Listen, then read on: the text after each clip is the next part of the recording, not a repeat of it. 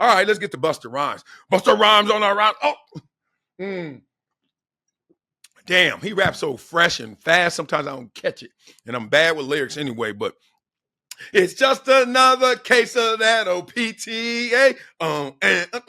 When I first heard that song, I remember I was watching MTV Raps and that song came on. I swear I said two things. One, this group is good, and the album was good.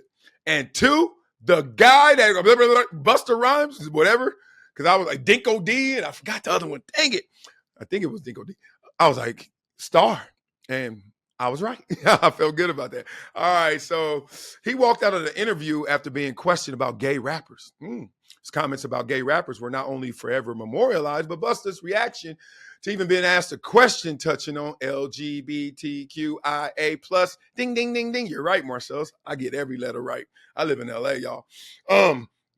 Excuse me. And then the hip hop world, we're going to have this conversation, right? So he was included. Excuse me. Did y'all hear that? That was a nasty burp. Sorry. That came from deep, though. It ain't my fault. Did I do that? It ain't my fault. So Busta was included in the PBS documentary Hip Hop Beyond Beats and Rhymes, which touched on several topics that proved to be difficult for those in the series to be interviewed about. Oh, I like that. They doing Never Shut Up Hip Hop. Stop thief.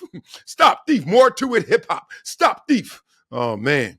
So for Busta, that meant talking about homophobia in the hip hop culture. I can't even talk to you about that. That's what Busta Rhymes stated. With all due respect, I ain't trying to offend nobody. What I represent culturally doesn't condone it whatsoever. When he was asked about why there are not more openly gay people in the world of hip hop and why homophobia was so rampant. I don't like this, Busta.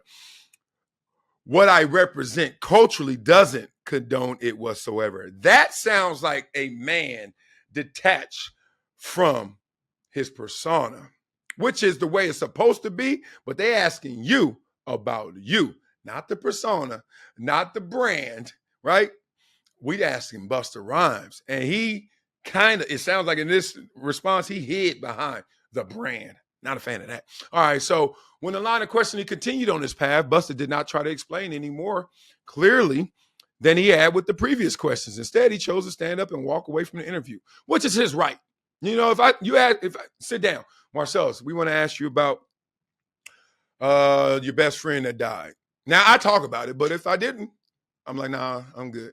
Well, you know, talk about death then, especially when you were young and you know you had a tragic death in your life. Not talking about that, I said. And then if they don't get the hint, guess what? No more hints. I'm just out. You know what I mean? That's what ghosting came from. Ghosting came from you ain't catch the hint. Now I ain't gonna say nothing, right? So here we go. So past eyewitness accounts of Busta Rhymes 2006 and 7 years later was him in restaurants saying the F word and cursing people out that were transgender and gay, blah, blah, blah. I'm not going there because if that's behind him and nobody else is bringing that up, I wasn't there.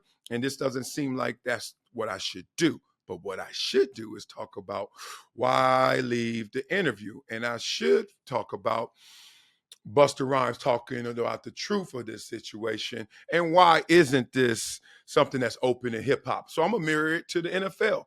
When I played and didn't know with a gay player that became openly gay after he retired.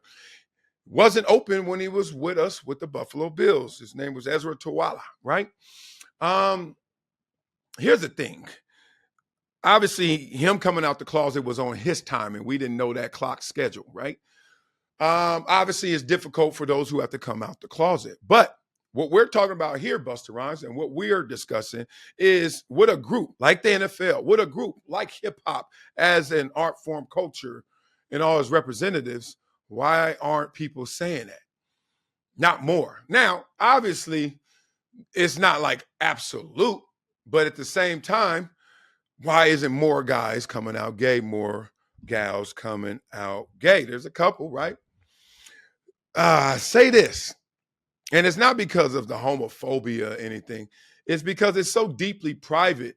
Like when you become a professional, people got to understand you had to dig and go through so much privately that you're so elated, so sometimes exhausted when you get to your goal, your dream. You don't want anything to disturb that groove. You don't want anything to disturb that reality. including maybe coming out the closet, including maybe some of your family got to get left behind or just put on pause or put in the corner because they ain't going to represent you the right way, right? So I don't always look at it like, oh, you scared because you gay. I'm saying sometimes they just don't want to mess up what they got because they just got it. It's so fragile. Like a dream realized is fragile, y'all. And regardless of reception, good or bad, right? You still don't want to be the guy that sits there and puts that in jeopardy. Now, me, I'm coming out 100.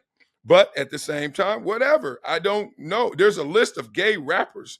Lil Nas X, I Love Mackinnon, Frank Ocean, Mickey Blanco. 3 of them I know. Let me see. Big Freedom.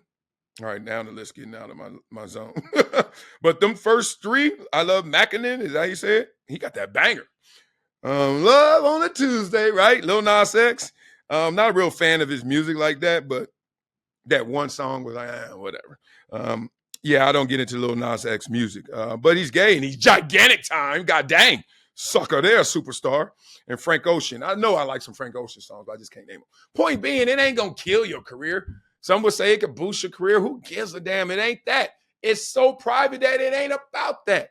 It's about not putting something else on a delicate scale that is trying to balance itself out between me realizing my dreams and me being from this world or living in this reality. So let people be on their own time. If I'm open with everything, that's me.